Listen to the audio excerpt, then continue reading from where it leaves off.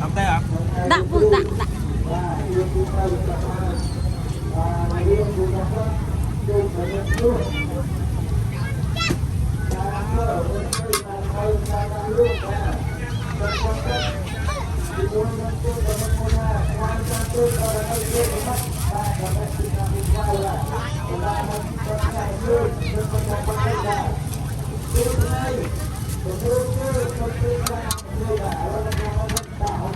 Số này đây rồi. Ôn thì ôm này. À, tầm cho small anh. Nằng. Nào. Ôi cho chúng mua đa đó.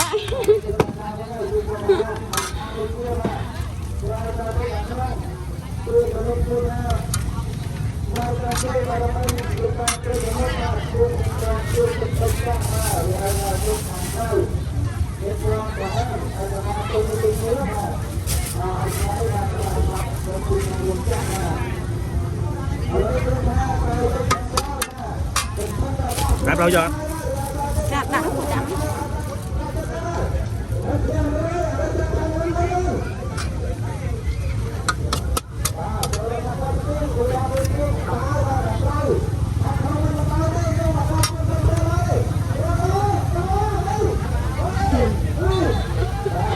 Hôm nay bông ơi pu qua thằng luộc mì ấy ban tảng mơ ấy ban tảng mì ban cho nó tiền gì đấy.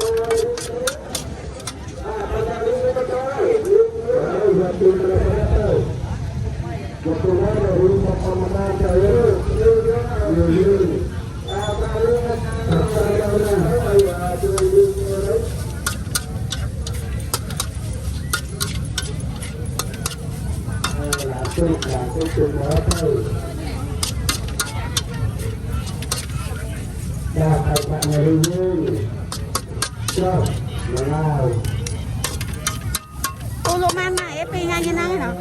Tầm sao anh? Sao mấy ngày năng pi ngày nơi sai ngày tiền nó? Đây sao anh nhưng mà mới nghỉ. Bây là nghỉ, chắc ngày năng ta bật màu à?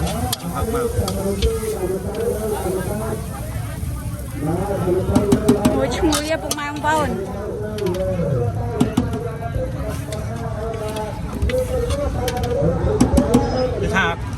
Đã bộ đắm. Đã hơn chi ngày nào. Mà bỏ áo tập hẻm con ấy, bụng mai ông vôn này ạ. Mà mơ tụt dương, nhằm mi trong các chi ngành.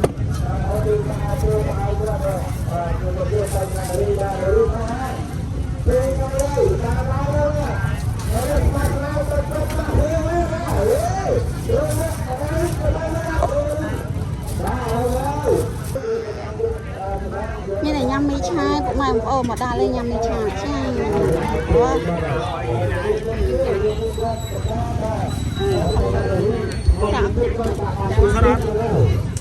Sót. Sáng, tập sắp mũi nhé các phụ. Dọn con.